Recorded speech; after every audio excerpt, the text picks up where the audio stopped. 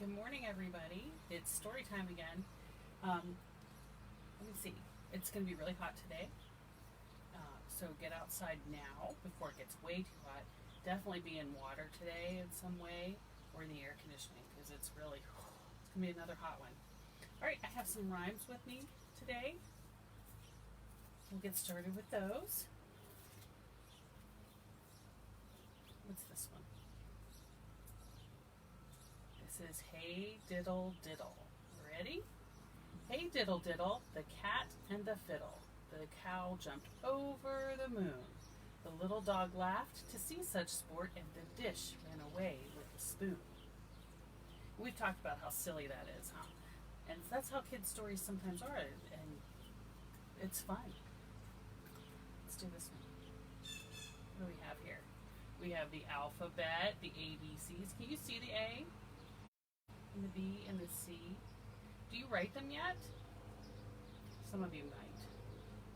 It's good to try to learn.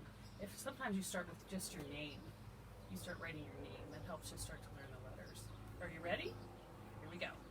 A, B, C, D, E, F, G, H, I, J, K, L, M, N, O, P, Q, R, S, T, U, V, W, X, Y, and Z.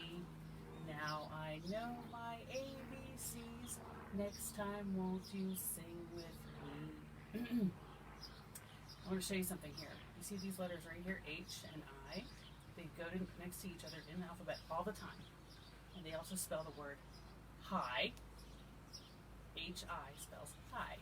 So when you see somebody, you can say hi to them, and you'll remember that H-I go together in the alphabet. All right. Do you remember this girl? And her spider. Oh, that spider. This is Little Miss Muffet. Ready? Little Miss Muffet sat on a tuffet, eating her curds and whey. Along came a spider and sat down beside her, and frightened Miss Muffet away. Okay. I hear my cat trying to get out of the house. He's pawing at the door. But if I let him out here, he'll meow. Set off the neighbor's dog who's outside. All right, who's this? Jack and Jill. Are they brother and sister? Do you have a brother or a sister? Or both? Or none? Some kids are just the only kid. That's okay too. All right, ready? Jack and Jill went up the hill to fetch a pail of water. Jack fell down and broke his crown, and Jill came tumbling after. Here's another Jack and Jill. And they are our two little blackbirds. You ready? Let me see your blackbirds. There we go. Two little blackbirds sitting on a hill, one named Jack, the other named Jill. Fly away, Jack. Fly away, Jill. Come back, Jack. Come back, Jill. Good job. I like it when kids can do this. And this is their pointer finger. You know, these are thumbs, right? These are your thumbs, and these are your pointer fingers, and then your middle finger, your ring finger. See, I have rings on my ring finger, and your pinky finger, or your little baby finger. There you go. Who's this? Can you see that? That is Bo Peep. If you've seen Toy Story, you've seen Bo Peep. And she's little Bo Peep, and she has lost her sheep. All right, let's do this one. Little Bo Peep has lost her sheep and can't tell where to find them. Leave them alone and they'll come home, and wagging their tails behind them. Good. All right, our last one. Our last rhyme. Grandma's glasses. I know, they're so cute. All right, let's get our grandma's glasses ready. Can you do that? Make little holes to see through. These are grandma's glasses, and this is grandma's hat, and this is the way she folds her hands in her lap. These are grandpa's glasses, and this is grandpa's hat, And this is the way he folds his arms and takes a nap. Still my favorite one. All right, the book today, Little Red Riding Hood. I'm doing fairy tales this summer because Imagine Your Story is the theme of summer reading this year, and they are doing a whole fairy tale type theme. And there aren't any fairies in most fairy tales, but they're about crazy things that happen. And Little Red Riding Hood is going to see her grandmother, and she's going through the woods to get there. And wild animals live in the woods, and she comes across one. Okay? This particular book is retold by author Candace Ransom and illustrated by Tammy Lyon. And when I say retold, it's because this story is very old, and Candace Ransom didn't write it originally. Somebody else did a long time ago. All right. Oh, and there is Little Red Riding Hood with her grandma. Do you go to your grandma's house? My kids still go to grandma's house.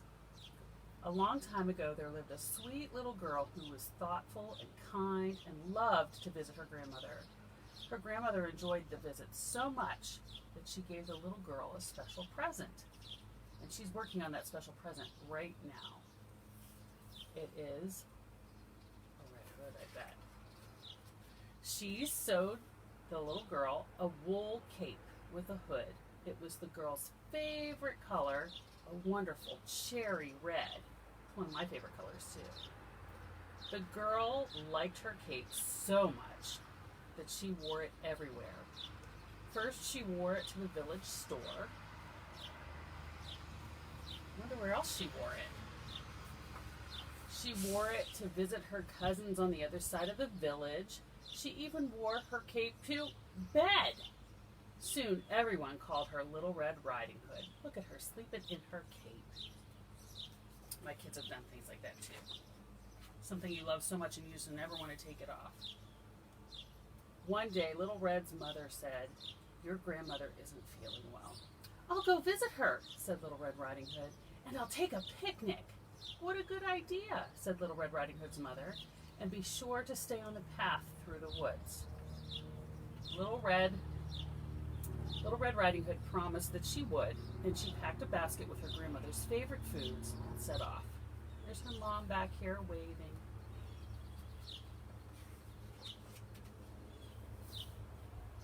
Little Red Riding Hood skipped down the long winding path, as she always did on her visits, and she was very careful to always stay on the path. After a while, she met a wolf. I see a little squirrel back here watching too. I think she'll wish she had met just the squirrel. "Hello," said the wolf. Little Red Riding Hood knew she shouldn't talk to the wolf, but he seemed friendly. "Hello," she said. "Where are you going this fine day, little girl?" asked the wolf. "I'm going to visit my grandmother," said Little Red Riding Hood. "She isn't feeling well, so I'm bringing her this picnic with her favorite foods."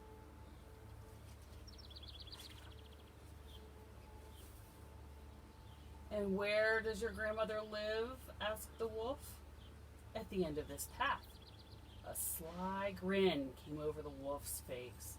He knew that if he ran up the hill, he'd get to the grandmother's house before Little Red Riding Hood. "I'll gobble up the old lady and the little girl," he thought, smacking his lips. "And I'll gobble up that tasty picnic, too." This is not good. "Look at the flowers growing in the woods," said the crafty wolf. "Why don't you pick some for your grandmother? Pretty flowers will make her feel even better." "Good idea," said Little Red Riding Hood. The prettiest flowers were far from the path, but Little Red Riding Hood thought that it would be all right to leave the path just this once. When she turned to pick some flowers, the wolf ran straight to the grandmother's house. Uh-oh. Was she listening to what her mom told her? No, not really. Oh, he's sneaky. The door was unlocked, so the wolf opened it quietly and crept inside. He tiptoed into the grandmother's bedroom and found her asleep. Suddenly, she woke up. When she saw the wolf, she screamed, "Help! Help!" cried Little Red Riding Hood's grandmother. The wolf grabbed her, pushed her into the closet, and locked the door. "Be quiet," he said, "or I'll gobble you up right now instead of later." Oh my goodness. And look, there's Grandma's glasses right there on the table. The wolf quickly put on a nightgown and a cap. He hopped into bed and pulled the covers up to his hairy chin. At that moment, Little Red Riding Hood knocked on the front door. "Grandmother," she called. "Come in, my dear," said the wolf in a high voice. The sneaky wolf, I don't know. Little Red Riding Hood went into the bedroom. She stared at her grandmother lying in bed. Her grandmother looked very strange, and Little Red Riding Hood was afraid. "Grandmother, what big ears you have," said Little Red Riding Hood. "The better to hear you with, my dear," said the wolf. "Grandmother, what big eyes you have," said Little Red Riding Hood. "The better to see you with, my dear," said the wolf. "Grandmother, what big hands you have," said Little Red Riding Hood. "The better to hug you with, my dear." Oh my goodness, I know what happens. It's going to be okay. "Grandmother, what big teeth you have," said Little Red Riding Hood. "The better to eat you with," cried the wolf. Little Red Riding Hood screamed. This was not her grandmother, it was the wolf. Suddenly, the wolf sprang out of bed. He tried to grab Little Red Riding Hood, but she leaped away, light as a leaf in her cherry red cape. The wolf grabbed the air instead. I told you it was going to be okay. With a yelp, the wolf tumbled out the window and rolled head over heels down the hill. He was never seen again. Little Red Riding Hood's grandmother pounded on the closet door. Little Red Riding Hood let her out, and they hugged as tightly as they could. "Thank goodness that's over with," said her grandmother. "What happened?" "Mother said you were sick," said Little Red Riding Hood, "so I brought you a picnic lunch, but I left the path to pick flowers." "Well, I think you've learned your lesson," said her grandmother. "I'm just glad we're both safe." Then Little Red Riding Hood and her grandmother sat down and enjoyed their visit together. It was the best one they'd ever had. Wow, you have to listen to what your parents tell you because they want you to be safe. She was very lucky. I knew it would turn out okay. That's why I went ahead and read this story to you, because sometimes stories can be scary, but they have good endings. Now, in your summer reading bags, if you got one, there is Little Red Riding Hood finger puppets that you can cut out. I don't have a copy today to show you. I just have the one on my computer. You can cut those out and cut the circles out so you can put your fingers through them and you can reenact the story. And if you can't remember the story all the way, you can probably look it up online, or you might have a copy in your home library. So you guys have a great day. I'll be back next week with another fairy tale. I'm not sure which one it is. I can't remember. But it'll be a good one, and there's crafts in your bag for each of the stories, pretty much. All right, you guys have a great day and a great week.